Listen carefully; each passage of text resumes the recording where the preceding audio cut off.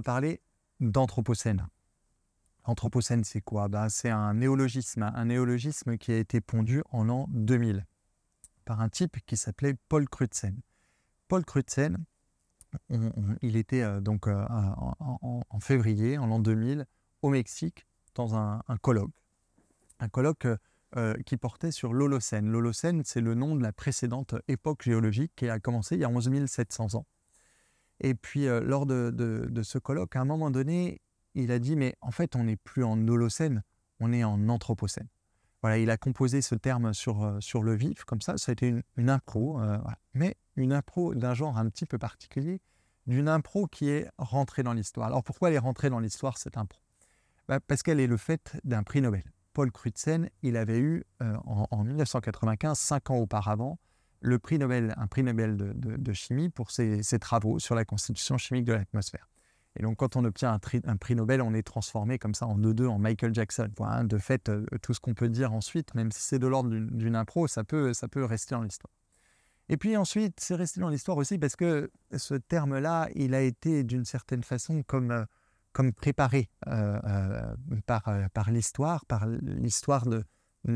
scientifique des dernières décennies, et puis l'émergence d'un champ disciplinaire un peu nouveau que sont le champ des sciences du système Terre, qui appréhende la complexité du système Terre, et puis qui est une fédération en fait disciplinaire pour essayer de mettre à jour cette complexité.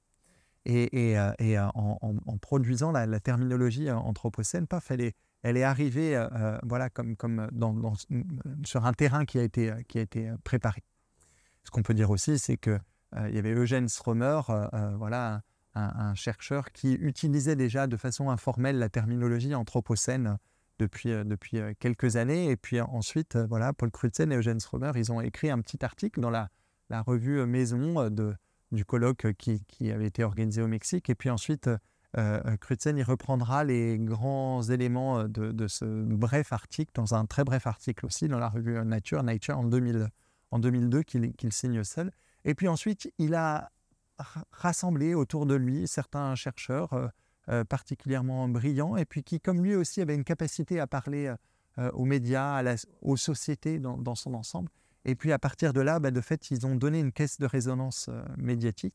Et puis la Société de géologie de Londres a réceptionné à un moment donné, dans les années 2006 à peu près, 2008, cette terminologie anthropocène pour la travailler de façon systématique, et puis travailler sur la question de la datation. Voilà. Et à partir de là, il y a eu toute une aventure intellectuelle chez les géologues. Hein. C'est déjà arrivé de travers, hein, avec cette question des sciences du système Terre. Puis ensuite, c'est arrivé chez les géologues. Et puis ensuite, ça s'est étendu, élargi à l'ensemble du champ des sciences humaines et sociales, et puis de l'éducation, etc. Alors, Anthropocène, ça veut dire quoi? Ça veut dire qu'on est entré dans une nouvelle époque géologique qui est caractérisée par une modification durable des conditions d'habitabilité humaine de la Terre, d'habitabilité de la Terre pour l'ensemble du vivant, et puis d'habitabilité humaine de la Terre.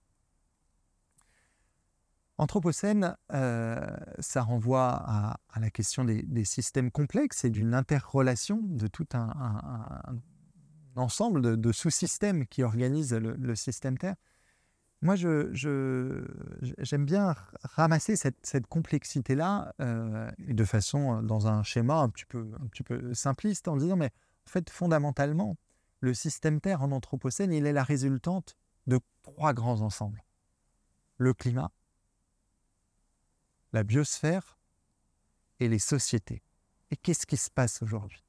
Le climat s'emballe, les écosystèmes de la biosphère s'effondrent, et nos sociétés accélèrent. Et donc ces 3 grands processus, emballement, effondrement, accélération, ils nous embarquent dans ce qu'avec mon collègue Laurent Testo, on a appelé un vortex, un tourbillon comme ça, un tourbillon par rapport auquel on a du mal à se situer, par rapport duquel on a du mal à prendre de la distance pour le penser, et puis pour l'entraver, pour le contenir, pour l'arrêter, pour le stopper. Donc pour moi, l'Anthropocène, pour comprendre ou ressentir de façon peut-être un peu simplifiée ce que c'est cette interaction entre le climat, la biosphère et les sociétés. ce qui se passe au niveau du fonctionnement de nos sociétés et de leur accélération impacte sur le climat et la biosphère. Ce qui se passe au niveau de la biosphère impacte évidemment sur le climat. Ça entrave l'atténuation de l'emballement climatique, l'effondrement des écosystèmes, mais ça génère aussi une fragilisation des sociétés parce que derrière, si on n'est plus capable de maîtriser les écosystèmes, on ne peut plus produire des excédents agricoles et donc du coup concrètement on ne peut plus se nourrir. Ou alors toute notre activité doit être organisée autour de cette recherche de nourriture. Et donc du coup il n'y a plus toute cette complexification civilisationnelle et sociétale. Et puis de la même façon, lorsque le climat s'emballe, ça fragilise les écosystèmes et puis ça rend plus vulnérables nos sociétés. Voilà pour ce qui était de ce moment autour de l'Anthropocène. L'Anthropocène, voilà l'émergence du terme, ce à quoi ça renvoie. Et puis cette image du vortex et de ces 3 processus pour comprendre ce qui est en train d'advenir en Anthropocène autour de emballement, effondrement, accélération. Et donc ça, c'est quelque chose qu'on a plus particulièrement travaillé avec mon collègue Laurent Testo dans un ouvrage paru aux éditions Payot qui s'appelle « Vortex, faire face à l'Anthropocène ».